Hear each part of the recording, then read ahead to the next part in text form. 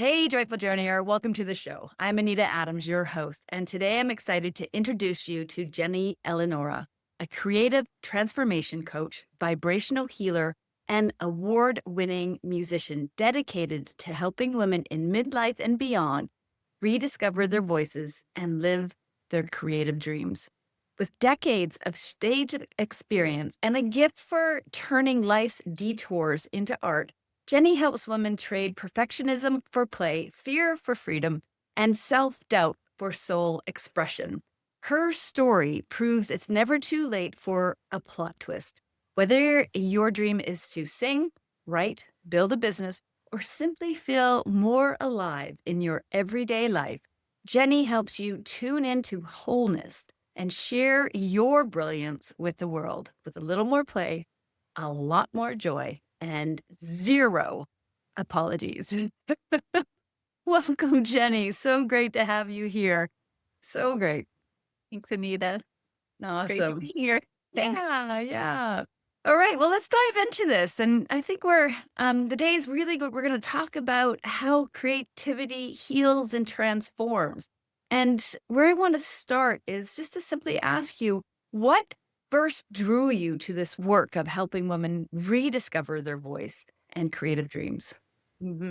Yeah, so I was before I launched this version of what I do, which was a little over a year ago, for a while I had been teaching voice and performance, like coaching and voice and performance. And I noticed throughout that time that there every once in a while, like a few times a year, I was doing it locally, like live. I wasn't really doing it online.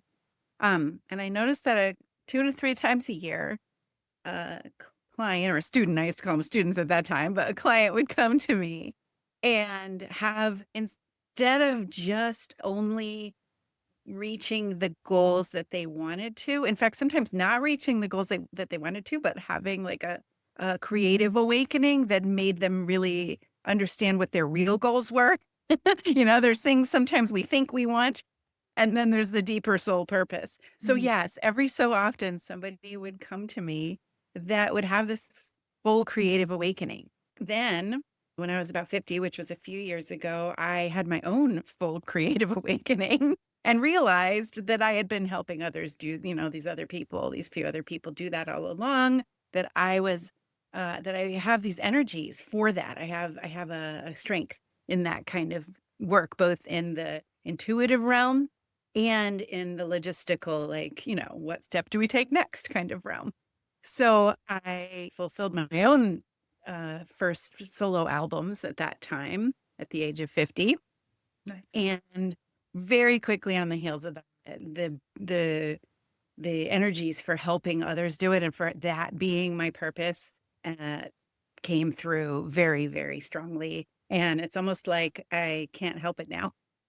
It's almost like this wave is happening and it's not going to stop even if I tried. And why would I try? Because it is beautiful and it's what we need in the world to be our full creative beings anyway. Oh, beautiful. Yeah, I love that, how it's, how you felt like really pulled in that direction, and there's clarity in that, right? When you tap into that wisdom and really fully play out, you feel that tug, and I love that you listen to it. Now, I know that from our previous conversation that your own journey in finding your voice did not come, easily. Can you share a little bit more about that inward journey and what it taught you about becoming whole? Yeah. So yeah, I mean, I was doing that voice and performance coaching for a couple of decades, for about a decade and a half. Before that, though, I didn't even sing in public.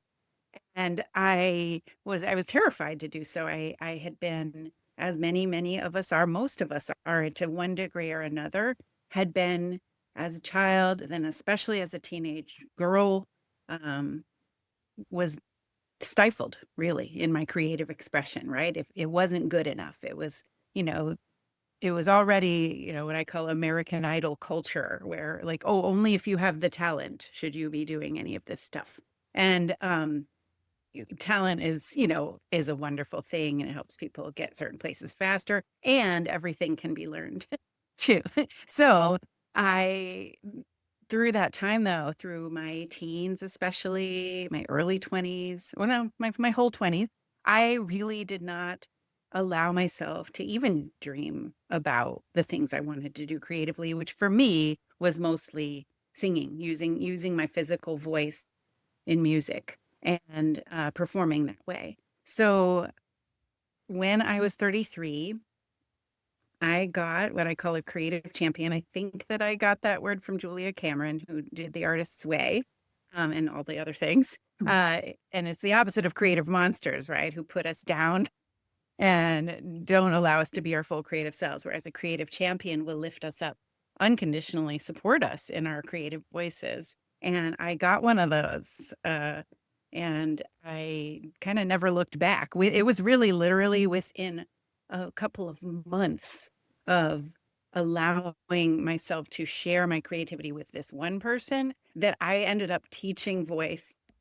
And like I went very quickly from one thing to the next. And of course expressing my own things. I was in for that decade and a half, I was also in a bunch of bands and doing, music all the time. Like I started to make my living at music and at teaching, and also at mm, teaching voice and performance in camps and workshops and things like that too throughout that time. So yeah, was a big journey. And like I said, even still a journey between that time when I was in my early 30s and opened up those channels to when I was able to actually pull out my, put out my first solo work as an artist. And that, because didn't happen until I was 50 years old. Yeah, there's no such thing as overnight success either, is there? It's a definitely a journey. I'm curious, you said you got yourself a creative champion. Yeah. Um so how did that happen? Was it just happen, or did you actively go out and seek somebody to be that person for you? I mean, it's kind of, I'd say both in a way, right? Like it did just on the surface and a conscious level, it just happened. I can see back, yeah, I can look back at that now though and see that my subconscious was working for me, and I was listening to certain things, and that person showed up in my life, and I opened up to them. I chose that again in a way that I was pretty dissociated from my body and myself at that time. So I wouldn't have been able to like say consciously, yes, I'm doing this. But I was at a subconscious level choosing it.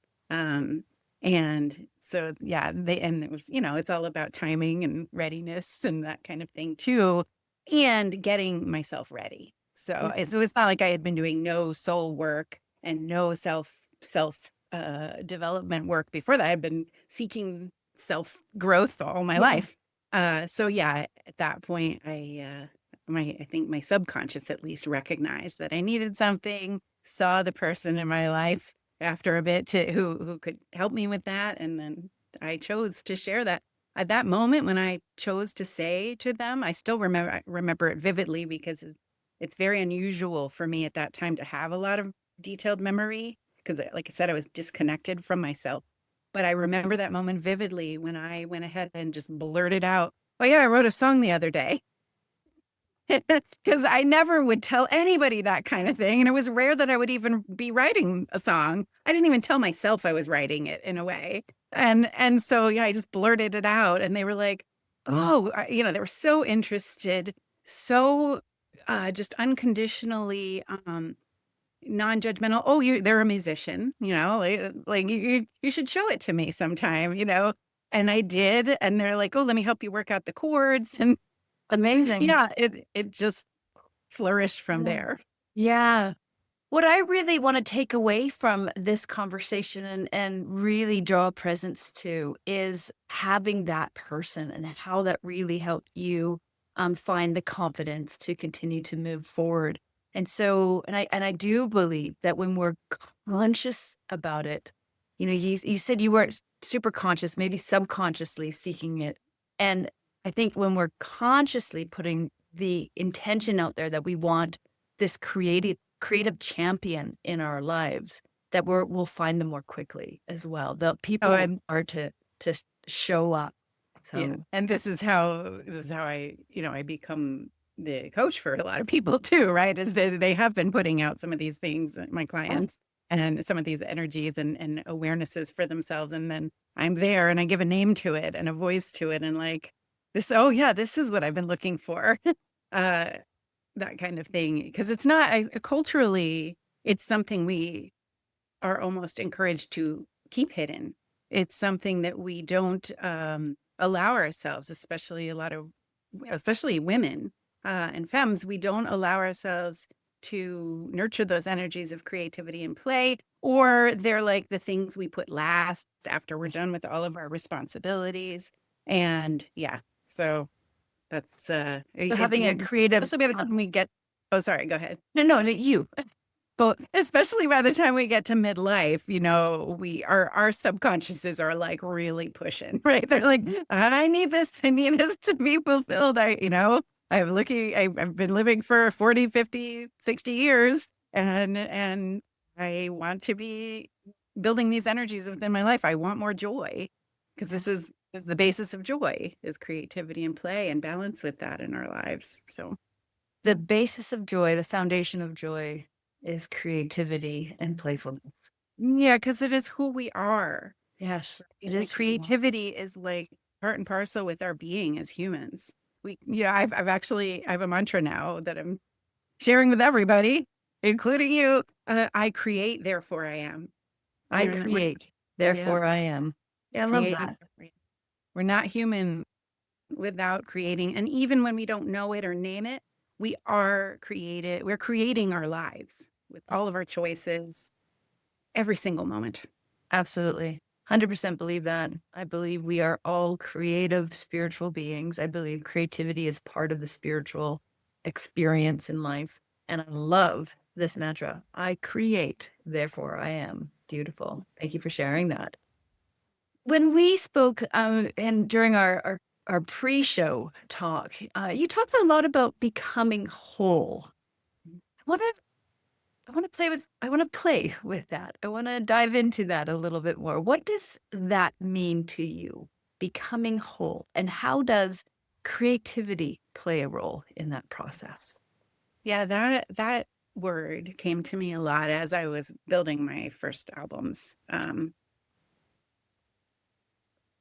Relates to ways in which I wasn't, and we all don't often express ourselves fully, both to ourselves and to the rest of the world. Like really allow ourselves to be all of what we are in all our complexity, in all of our um, changeability, right? Wholeness is a a state, I would say, of being where everything about ourselves is allowed. That's not necessarily true in the behavioral level because we still want health both for ourselves and for our communities, and so yeah, we can't just behave every single way we want to be. And inside of ourselves, though, the wholeness of our being needs to be accepted and allowed. When we don't do that, we see a lot of this everywhere. Psychologically, psycho-spiritually, we get messed up. Our whole societies, this is why societies are messed up. This is why systems are messed up, is because we are not allowing for ourselves to be the whole people that we are, which then allows us to accept others as the whole people they are. And then you go from there to build things together, right? So that goes into my mission as well. Is why I'm doing all this in a lot of ways. Obviously, it's for our own growth and our own development and our own joy in the world and the exponential power of the joy that we create together. Just take the example of when, you have something cool and then so in your mind, and then somebody else has something cool in your mind and you work together and it becomes like way cooler than you ever imagined it could be. It gets to be greater than the sum of its parts. We just all have so much power together as well as individuals. So yes, my mission for us each to become whole and to acknowledge our whole selves and be able to express our whole selves. Uh, then when we're doing that, when we put them together, it's gonna, yeah, it changes the world when we Changes. do that. And play, am I hearing play and creativity is the way into, or a tool perhaps? And Yeah. word Yeah, right. It's yeah, tools within those energy realms. There are yeah. tools with that I've kind of developed. So yeah, we do lots of things sometimes already for the way in, right? We have spiritual systems that we follow, we meditate, we go to therapy, we work on our bodies with nutrition and exercise. We are paying attention to some degree to the systems that go play into wholeness.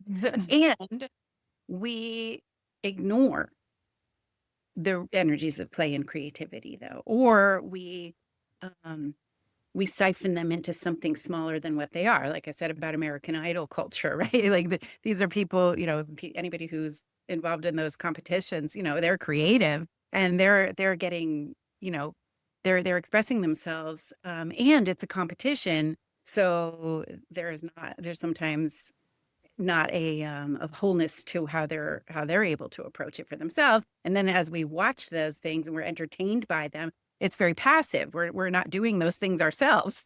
We're just watching them. So that's just one example of that element.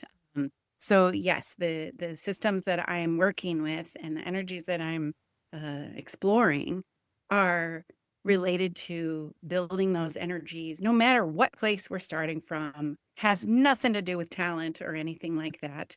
And nothing to do with our individual life circumstances at all. Like there can be joy that is built from every single place. Again, because we are humans, it's just a matter of finding those pathways that work for us.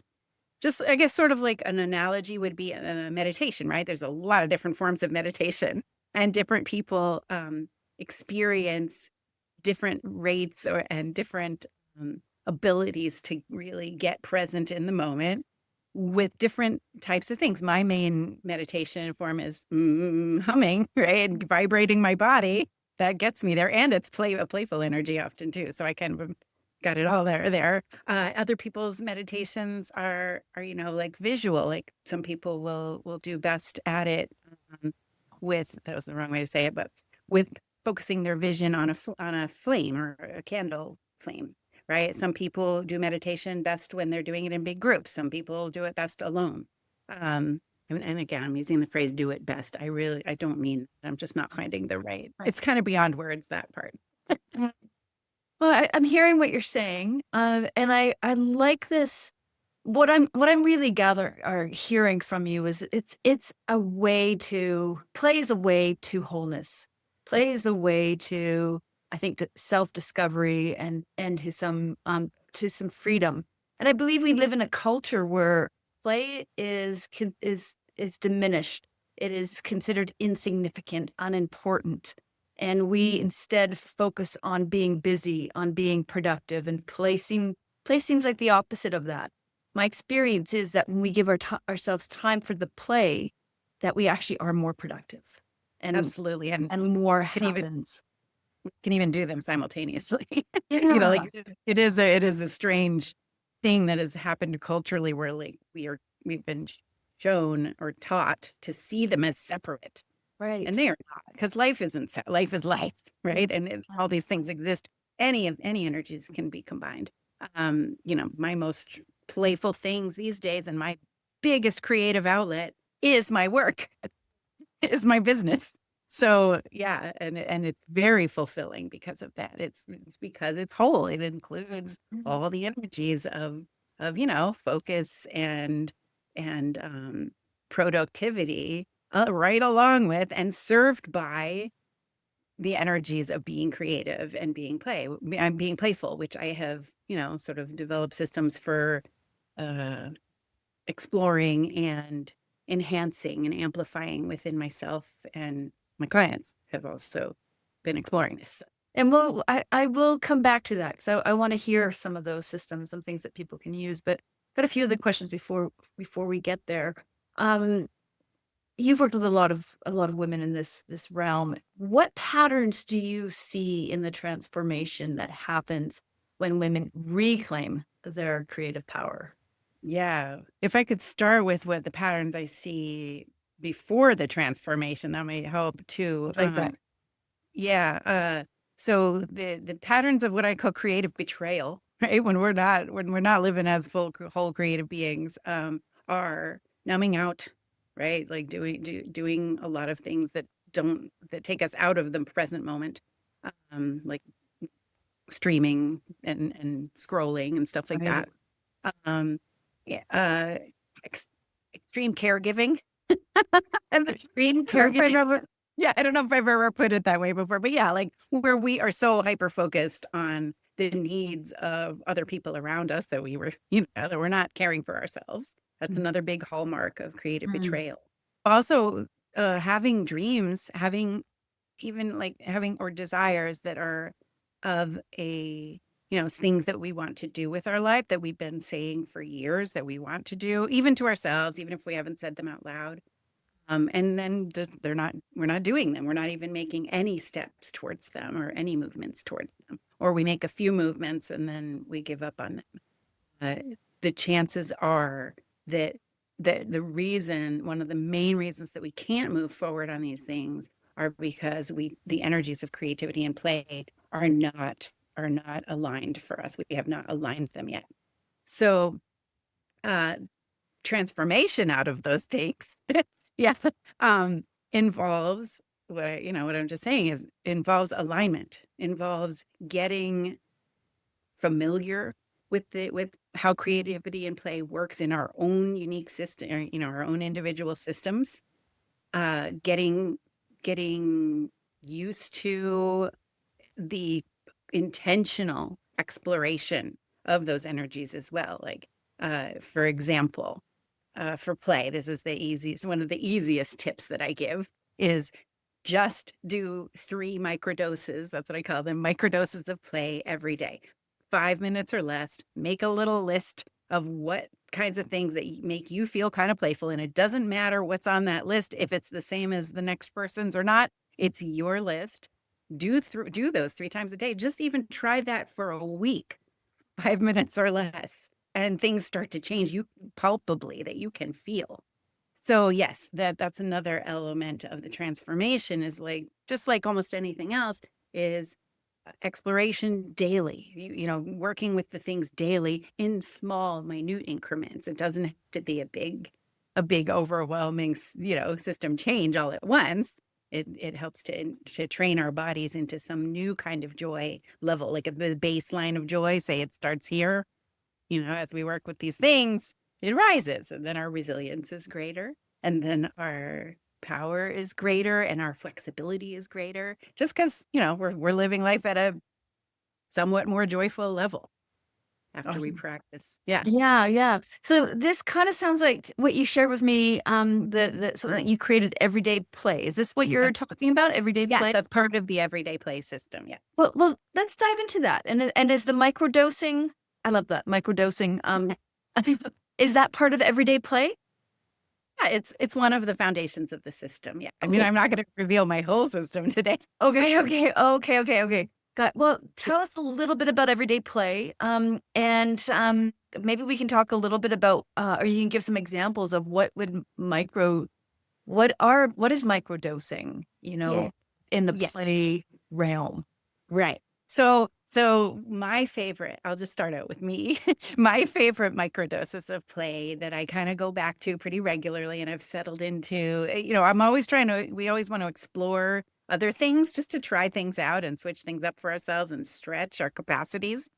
But my favorite ones that really fit with who I am, my play preferences, which is a phrase from Stuart Brown, who's of the National Institutes of Play, are swimming or getting in water, right? Even getting in the shower and shower gargling. That's like a quick microdose that I will do.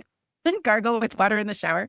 Singing and humming. That's a biggie for me. As I named before. And sunlight, being in the sunlight. Sunlight on my face, sunlight on some part of my skin, or even just looking at the light and how it lands on things. So yeah, these are 3 areas of microdosing that I do almost every day. I do at least one of those every day, and I do other microdoses every day, at least 3 times a day. And the key is to be able to do it in 5 minutes or less. And if you're just starting out, doing it at 1 minute or less is totally great too. Mm. So yeah, let me name a few others that other people have done. Playing with our dogs is a big one. Getting out in nature is also another big theme for the women that I've worked with. And I also did an interview series back in the spring too, that I learned that from that nature is huge for being able to shift our energies and be playful, feel playful. What else? Let me think of others. I mean, some people like kind of object play, right? Like they have, well, actually, I have a teddy bear. So, so that kind of thing is, and it's okay. It's great. Um, yeah. So those kinds of things. Oh, some people have a very active play preference, right? So taking a quick walk, or jumping up and down, or twirling around in our chairs when we're at our office desks, that kind of thing. I have a million of these in my lists on my community where we have a space called the Soul Sparkle Playground where we kind of all are exploring these energies. So there's a million ideas. You can even ask ChatGPT. Now, what could I do in 1 minute or less that might make me, tell me, Yeah, 20 things that might make me feel more playful. It'll tell you, and you'll find at least 1 or 2 things in a list of that resonates. 20 you're Yeah. going to like. Yeah, that's really interesting. I really like this idea of the microdose, and it's reframed for me what play means. I walk in nature pretty much every day, and I've never really associated it with play until you flagged that, and I can see that. I actually even I coach my clients to put on their wonder goggles when they go out into nature, and that is actually a real form of play, isn't it? And it's childlike, and it's just like, how do you see the world? Like look through your wonder goggles and see, be curious. I think curiosity is a great word for play. So I love what you're talking about because it's simple, and I think it's really key for you to identify your own play preference. I think that was the word that you used, your play preference, and taking note of that. Something I've coached people to do is what I call joy spotting. Um, Mhm. and I'm hearing something very similar with what you're talking about. It's maybe play spotting, play noticing, what sparks the joy in you through play, what kind of play really sparks something in you. And just sitting in a chair and swiveling would be, such a simple thing to do, and I feel the freedom in that, like just doing a little That's awesome. And for me, sometimes I'll turn on, a song and just, like, dance like nobody's watching for, 5 minutes, and that feels Yeah. I use the word freeing, it feels very freeing, but isn't that what play is? Play is free, freedom. Yes, one of the main hallmarks of the play state, right, which is similar to flow state. There's overlap with Yeah. creative flow state, but so a play state specifically, one of the big hallmarks of it is that it's freely chosen by us. We're not doing it because we're being forced to do it, or we won't. If we're being forced to do it, we probably won't feel in the play state. So yeah, that we're freely choosing it, and that yeah, it allows us to feel like we're kind of outside of the moment, free of time, free of responsibility. Yeah. Yeah, awesome. And as we're sitting here, and there's so many things that are flashing through my head of different little things of play, like even just swinging your arms and tapping your body like that qigong move, and just like I think they call it tree in the wind or something like that. Or just little, yeah, exactly. Just the little things that you can do. It's so beautiful. Thank you for sharing all of that. Okay, so I feel like the microdosing and this play spotting or play noticing is such a great tip. Can you give us something else, one more thing that if someone is feeling stuck or disconnected from their creative spark, what is one small doable practice that they can start today? Mm. Yeah. Mhm. try something new. Again, even if it's something tiny, uh, try something in a new way. Mm. So say that usually, well, I'm thinking of this because you mentioned dancing, little dance moments. And I had a client recently who was like, I dance while I'm loading the dishwasher. So, yeah. So say you're loading the dishwasher and you do it a certain way, usually, right? Say you do it a certain way. Just do something different. Like put a spoon the other way. Like, literally do that. You're proving to yourself that it's okay to do things differently. You're proving to yourself that it's okay to have the world be not exactly predictable all the time. Um, yeah, that is definitely a way to stoke your creativity and expand your creative capacities. Let me think of And another example of, something daily, something tiny that you could do differently. If you usually brush your teeth before you floss, then just do it the other way. It doesn't matter like what the dental association has said. Just do it differently. Um, drive a different way to work. breaking And free, isn't it? Breaking free from the rules, if you will, the constraints that we put on ourselves. yeah. And I could see how that can work, how that can help you lean into being more playful and tap into that creative genius that we all actually have. Right. Oh, I love that. I'm very regimented about how things should be done. Me too. Me You too. know? Oh my goodness. Yeah. You know, where things Really. go, they have specific places and it's got to be done a certain way. And I know Right. that's And anything like my it husband absolutely feels, batty. yeah, it feels very uncomfortable, for certain types of people, to including myself, to have things be different. And if we can choose to make them different anyway and sit with whatever discomfort comes up, what a lesson is in that, and what a growth is in that. Just that tiny, tiny little moment. Like as I said, the dishwasher thing of turning the utensil the other way. I literally felt a little like, "Ooh, no, I don't want it to be, you know, I don't want it to be the business end of the spoon side up. I want it to be the other way." Like, I felt a little uncomfortable. So I'm gonna try this myself and sit with that discomfort then and just be like, "It's okay. It's all right. We can prove to ourselves in these little ways." And then that helps, like I said, I mentioned resilience before, helps to build our resilience for later as well, and helps us to see other opportunities that are in our lives for things that are more consequential, Yeah. decisions that come our way, that might be more consequential, and that we then could maybe flow into something that we wouldn't normally think of, for our choices. It's really an interesting concept, and I can see how that can be pretty powerful if we can just break free from it's the blinders, right? Things have to be done a certain way. And when we give ourselves permission to do things differently, like those micro things, then we start to see that the blinders start to pull back and we start to see a bigger picture. So really love I love that you said the word permission, by the way. This is key. yeah, Give give yourself yourself permission. yeah. Yeah. That's something I gotta work on. I know, like I went into somebody's bathroom, the other day, and the toilet paper roll was going the wrong way, and I had to take it off and put it wasn't in the house. It's like Yeah. Yeah, I have Airbnb guests in my house, on an ongoing basis, and things like that, like if toilet paper gets put on a different way, I've definitely have a lot of practice. I've gotten to practice a lot, like, accepting those things and yeah. that, oh yeah. All right. So for women who feel like it's too late, and I feel like I've heard that before, it's too late to start something new. What would you say to encourage them? I mean, it's not.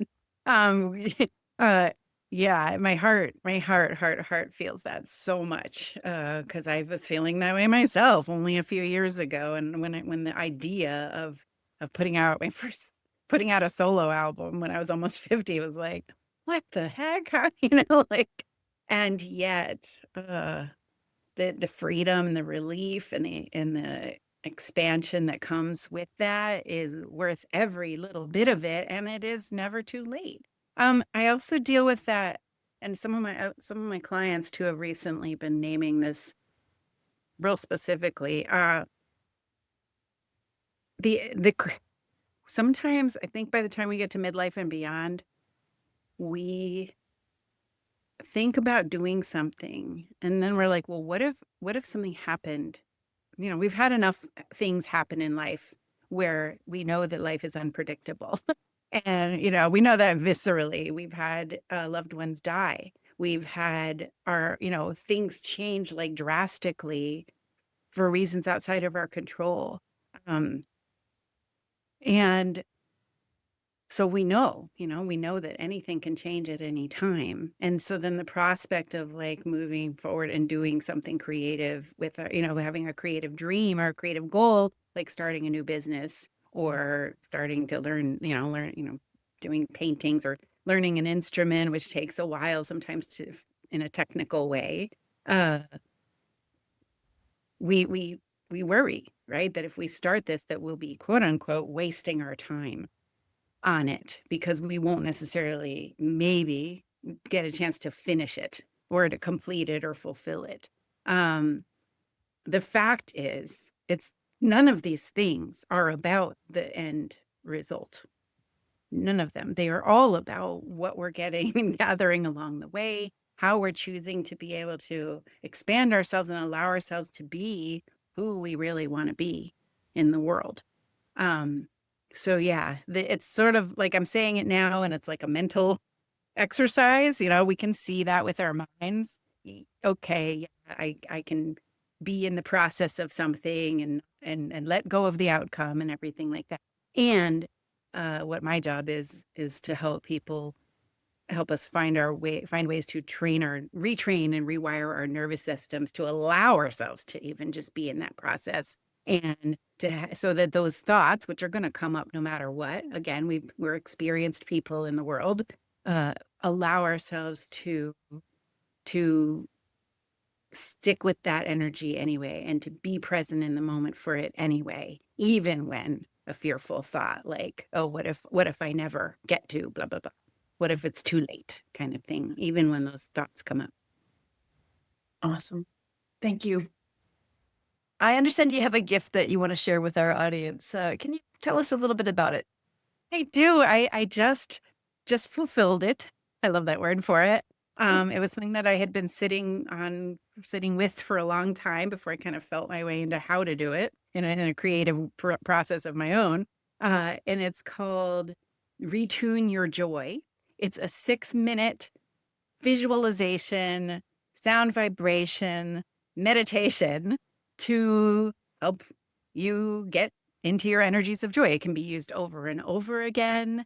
And it's short, easy, doable. It's only 1 minute beyond my microdose of play limit of 5 minutes, right? And it's powerful to help you gather your creative energies and feel into them and be playful with it too. It's kind of a play. It's not like your dry kind of meditation where it's not a relaxing. It might help relax you, or it might sparkle up your moment as well, like maybe both. But yeah, it's not. It's a very beautiful and playful kind of meditation. So That sounds perfect for the Joyful Journeyer and the Joyful Journey podcast. I love it. Thank you. We tune your joy. we tune your joy, right? Like a Beautiful. tune. Awesome. And they would find that on your website. They find that at joy.growyourwholevoice.com. joy.growyourwholevoice.com. Awesome. We'll make sure that link is in the show notes for everyone. Beautiful. Thank you so much, Jenny. I really appreciate your time and that your playfulness that you brought to this conversation and just the delight to be here with you. Thank you so much. And Joyful Journeyer, thank you for tuning in.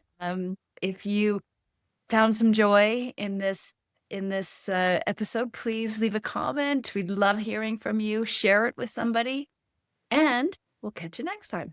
Bye for now.